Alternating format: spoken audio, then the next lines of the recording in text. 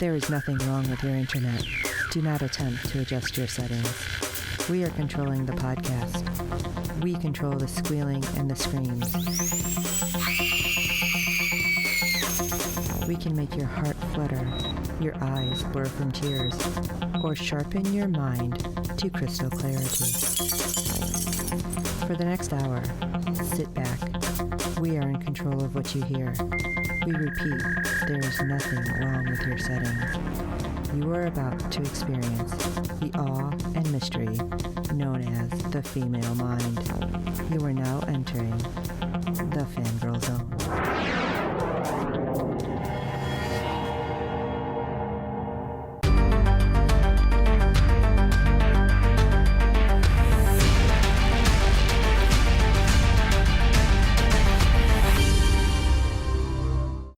Hi, everyone. Welcome to a brand new episode of The C Word, an Orphan Black Echoes podcast. I'm one of your Leda clones, Kimberly. Castor clone Steve. And I'm Castor clone Terry. And today we're going to be discussing episode 3 of the show titled Pegasus Girl. Well, we were once again hoping for some ratings news, but unfortunately, this episode did not make the top 50 cable shows for the evening. Oh, yeah. Come on. Because this was a good episode. I thought so, too. Yep. And the recap is as follows. Jules begins to question her past, taking Wes on a journey to investigate. Lucy and Jack track down a lead that may reveal Jules' origin. And Kira confronts Daros about his handling of Lucy. All right, let's get this party started. So we start with Jules waking up in a hospital bed. She's being told she was transferred there just recently and that she's been in a coma for a few weeks. She touches the back of her head and she has some pink stuff back there, the pink stuff that we have seen before. Yeah, I know. I'd have been like, ah! So she kind of passes out, wakes up again, and we see her sitting in the bed as a Dr. Teller, who goes by Pam, introduces herself to Jules. She is a neuropsychologist. She's there to help Jules get her memory back. She tells her that her parents have died in a car crash, and she apologizes that it's bad news. She tells her that she suffered brain trauma because her heart had stopped, so that's why she has no long-term memories. Meanwhile, Jules is just upset because she can't even remember her parents to be sad. She also does mention that Pam has a stain on her shirt, and I'll come back to that later. Flash forward, Jules is reciting facts with pictures in front of her so-called family. She's just spitting out what she's been told. So she doesn't think it's a big accomplishment, but she is told by Pam that it is a big accomplishment. It's going to help her get her memories back. She's also told her grandpa's not well enough to take care of her. Yeah. She does get the name of her dog. It was a Sparkle Fatty, which, I mean, that's a name, I guess. That's a name. Yeah. She thinks it's ridiculous. I like the name. It seems like something a 2-year-old or a 3-year-old or somebody just learning how to talk would name a dog. Yeah, that's true. Peyton, this is one of Jules, and you can't see me. Okay, when I say supposedly, one of her supposed friends, I'm doing the quotes, the air quotes, comes to talk to her. She's very kind of like rude and inappropriate. And you can tell that Jules is just like, I can't believe we're friends. She's waiting for her to leave, basically. Peyton even mentions that Jules's mother is like behind on her rent, 3 months behind, and that her mom's a little annoyed. And I'm like, wow. Oh my gosh. So her mom just supposedly died, so. I know, it's crazy. So I guess Peyton is like the daughter of Jules's parents' landlords. Yep. So there's that. She does leave because Jules decides that she doesn't want her to stay for a session with Dr. Teller, so she leaves. Thank God. No, she was very annoying, and I would have been like, oh. We cut to a scene of Jules telling Dr. Teller that she remembers, or she has a memory of Sparkle Fatty, basically running through the yard, crashing a clothesline after a car honk. So she's very excited about that. And Dr. Teller's cheering her on, saying, like, good, your memories are coming back. Your memories are coming back. But are they? I wonder. After that, we see the Foster family come to pick Jules up from the hospital. Pam has lipstick on her teeth, and it occurred to me at this moment with that and the stain on her shirt that maybe she was staging it to seem like less threatening or less suspicious. Because I'm like, really? You're a neurosurgeon, which probably means you have a PhD and a doctor's degree, and you just don't look at yourself in the mirror before you leave. I don't know. Yeah. So I was thinking it was kind of a plant. Yeah. Little suspect there. Yep. I think she was in a rush to see her and put her lipstick on too quick. Yeah, could be that. So we are introduced to Jules' room for the first time when she goes home with the family, and they show her room. And it's interesting because the foster mother says they didn't decide which color to paint it. There was 3 on the wall, and that she could choose and they'll paint it. And Jules says she'd think about it. They do this kind of time jump where you're at the room in real time, like today, as we're seeing it, and those 3 patches are still on the wall. So she never decided. They never painted the room. It's kind of weird. Yeah. She still has a picture of the day she was picked up by the foster family in her diary, which they made note to hold on for a second. So I thought that was worth mentioning there. Same pic that Lucy found in Neva's office. Mm-hmm. Yep. Yupper. Okay, so the next scene we flash to Kira and Josh, I believe his name was. And they are talking about, Josh is clearly somebody who's worked with them. So they're clearly talking about the machine that printed Lucy. And she asks about it being okay. And he's saying the output machine was calibrated perfectly. The margin of error was virtually 0. And Kira's questioning it because people think that, Lucy's kind of dangerous, and she's worried that they might have messed up, or there might have been some cellular variations that they didn't account for or something. And Josh is just kind of like, no, that's like impossible. She's a perfect match. We checked it 100 times. I checked it 100 times. You checked it 100 times. Her brain is a perfect match. So that doesn't seem to settle Kira at all, though. She mentions that she doesn't want Lucy out there in the world by herself. This is not what she expected, which makes me think, I'm like, okay, did they know, did they know the original? What is this? I don't know. They could have, they could not have. She seems to have feelings towards this, and that just could be because of who she is and who her mother is. But I wonder if she personally knew Lucy prior to this.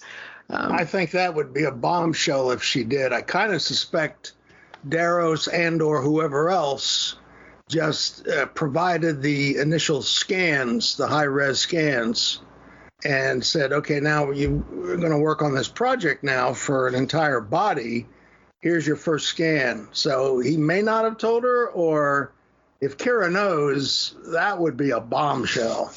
Yeah, it would be. Kira also mentions that she's thinking of retiring. And she told Josh if he ever wants to come back, there will always be a place for him, because she's thinking of retiring and she just doesn't trust herself anymore, which is kind of sad. You could tell this didn't turn out how she thought it would, and she was thinking she was doing a really good thing and it's turning into a really bad thing, and she seems a little bit bothered by it. Yeah, sure. All right. Next, we have Lucy at the hospital trying to find any information she can out about Jules.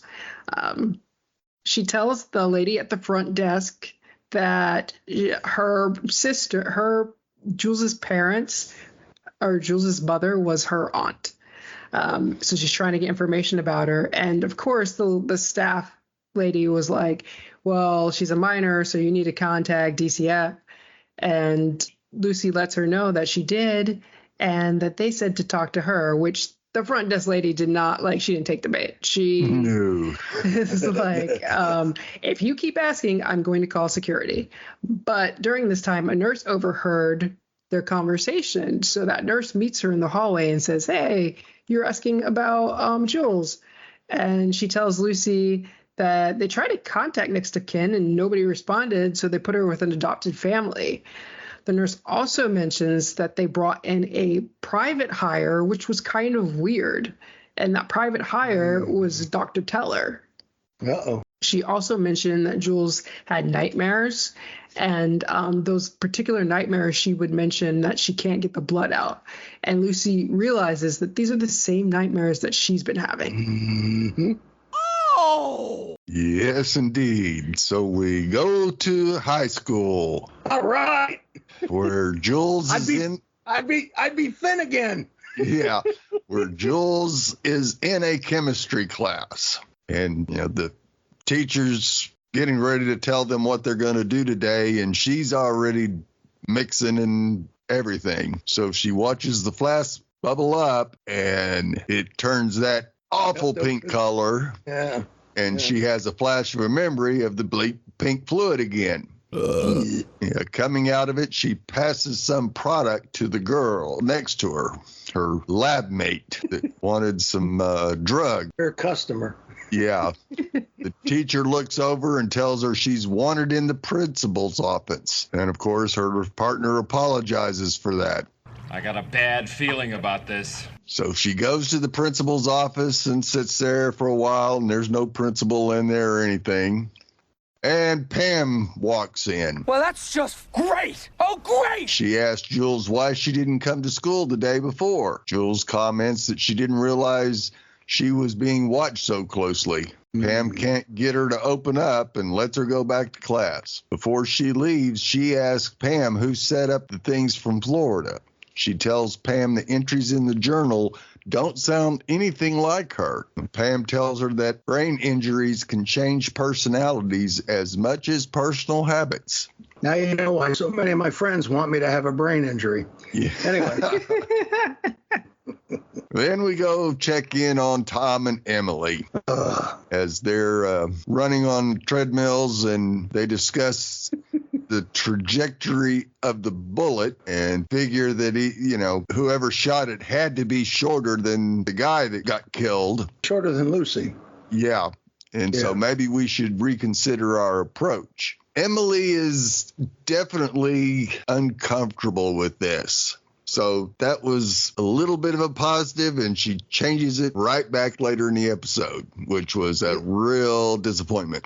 She got pissed off about being blown off. Yeah. Love how he was so good at what she's always good at.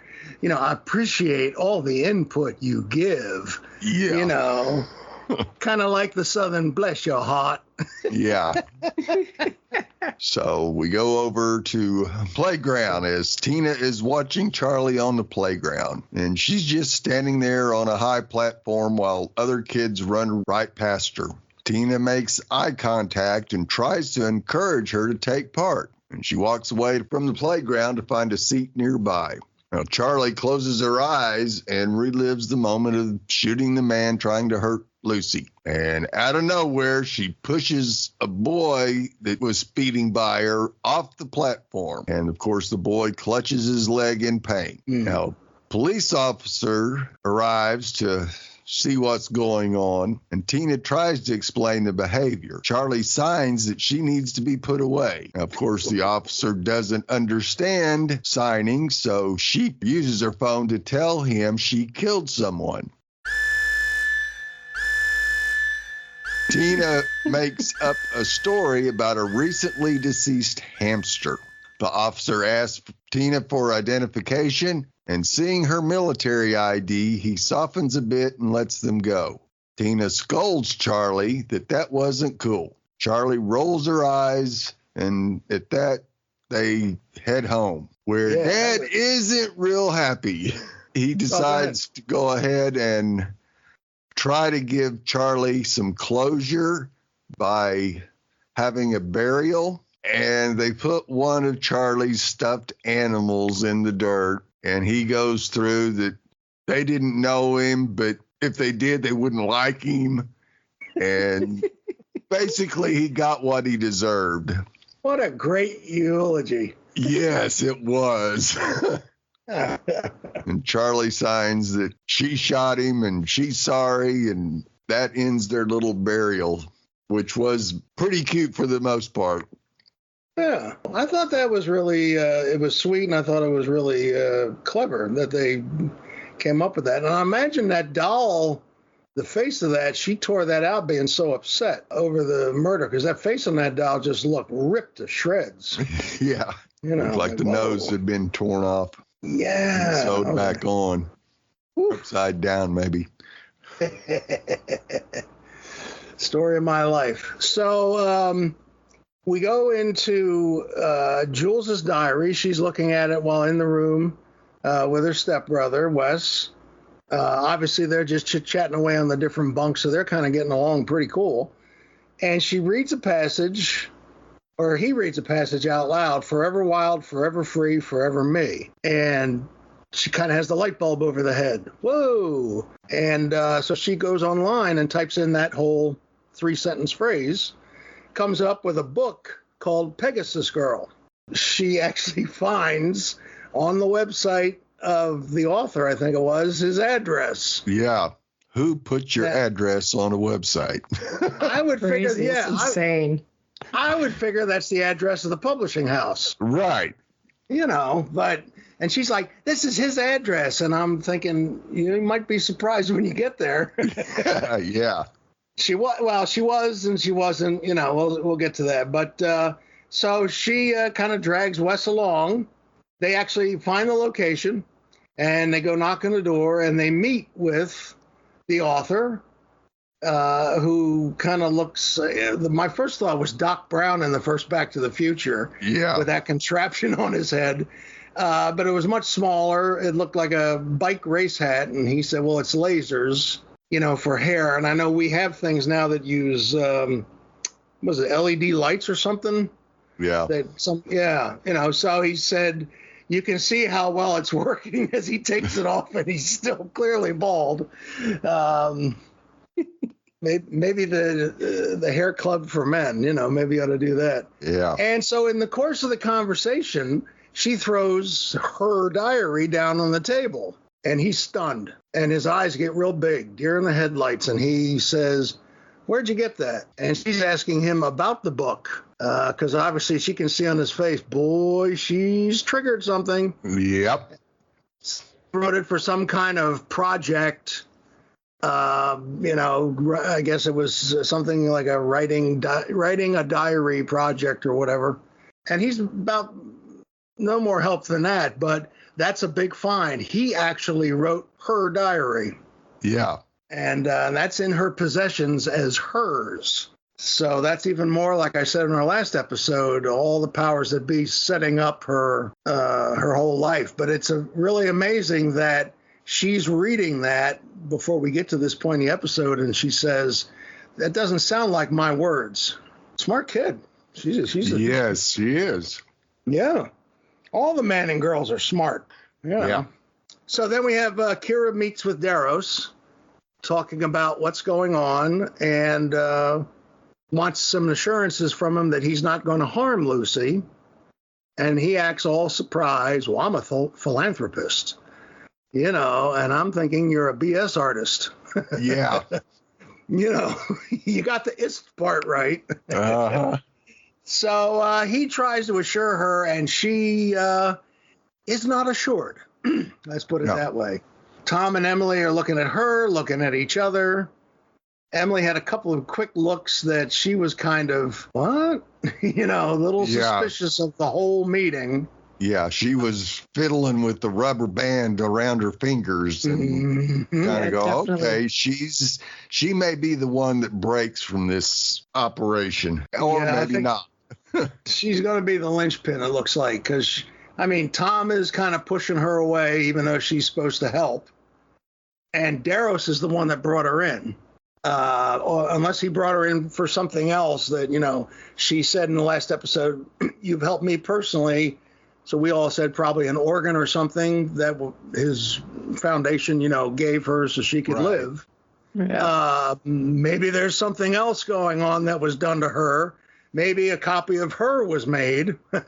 That could be a whole other tangent they could go on. But yeah, she is clearly not feeling very welcome. Let's put it that way. So then Kira confronts Emily later. Emily's getting her exercise in.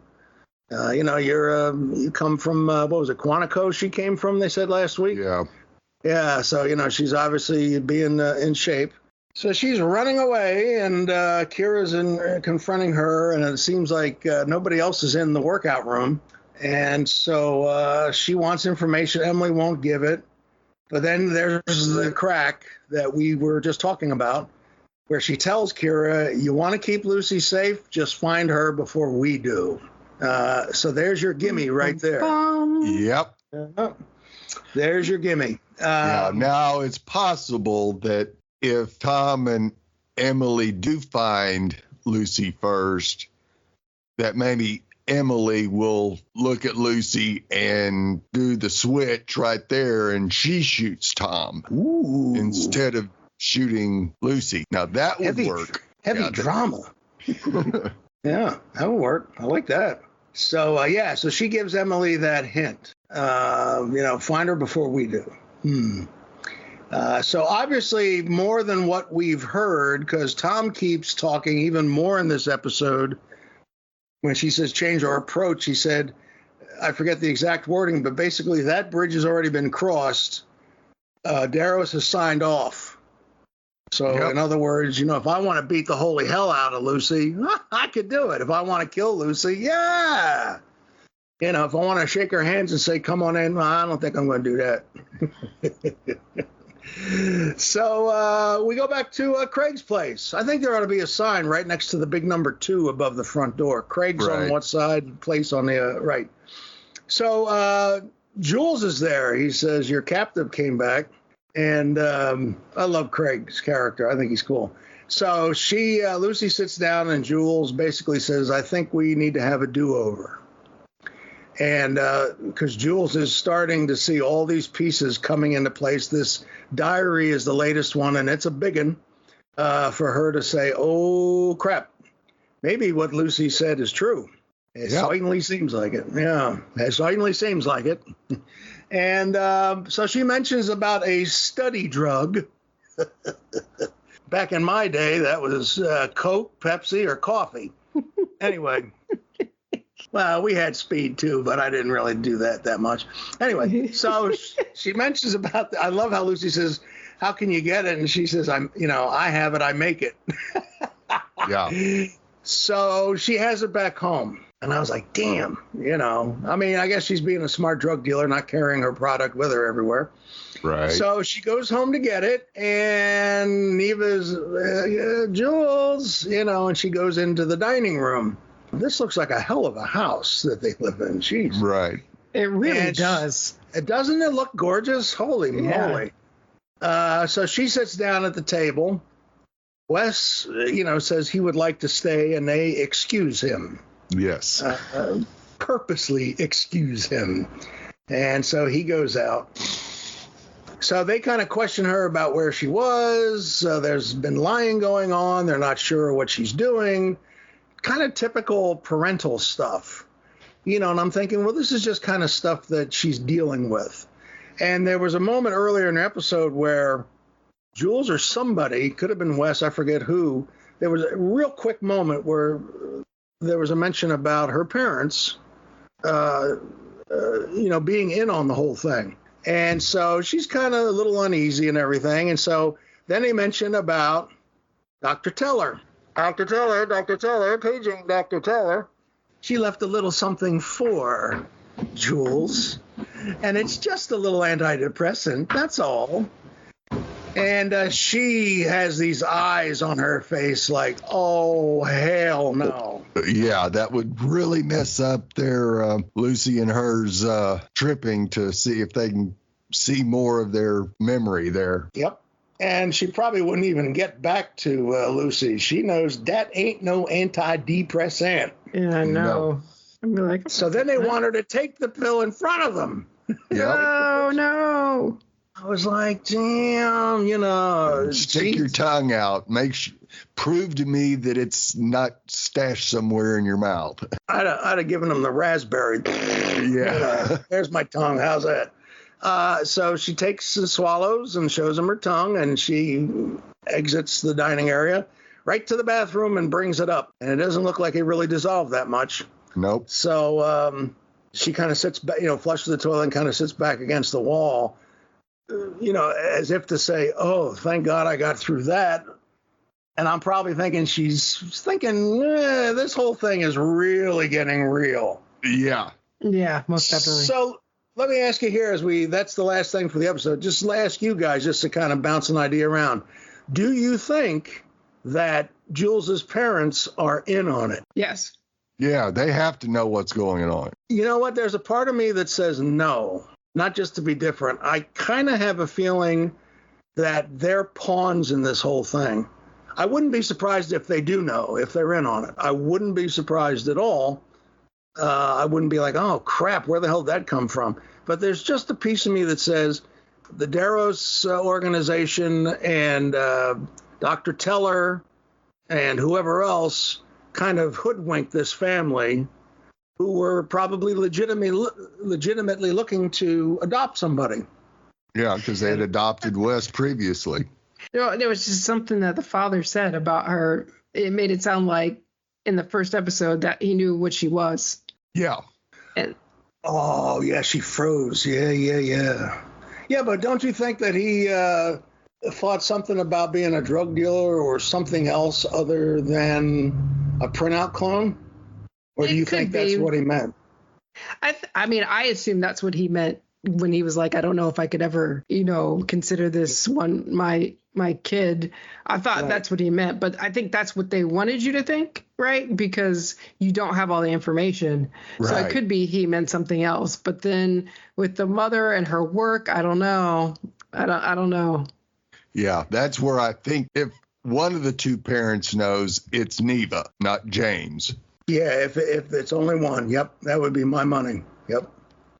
No, because she just seems, James seems to be her echo, pardon the pun. But like if she says something and he's there with her, he kind of, not word for word, but he kind of echoes the sentiment, says something different, but it's the same general kind of a sentiment. He'll speak to Jules on his own. We've already seen that. But I think when he's talking to Jules alone, if it's only one of them that knows, I think he's talking as a frustrated adoptive dad. Mm-hmm. And he's not really digging the whole situation. It's just not working. He said, I've been trying for a year earlier in the season. So I don't know. Yeah, I kind of think no to both. I wouldn't be surprised if one of them is or both of them are. Wouldn't shock me a bit. And the last thing I'll throw out is, do you all think, based on that Wes is a printout clone? Wes. That's her stepbrother. Yeah, her stepbrother. Yeah, I don't think so. No, he has his memories. I don't either. Yeah. Yeah. Okay, good. I did have a question though, because it was a quick clip where Kira meets her son and his friend, and they give blood to the foundation. Right. And then we see Kira take, I believe it was her son's blood out of the stash and just hides it. I'm like, what is that? Like, it was so quick, like that they didn't really give us any information, but I think we're supposed to see it. So I'm like, what is happening here?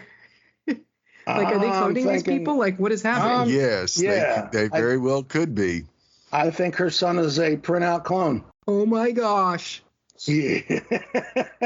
I mean, what, like she needed the cocaine for the experiment to see, that would give a spark to make everything work. And that obviously failed.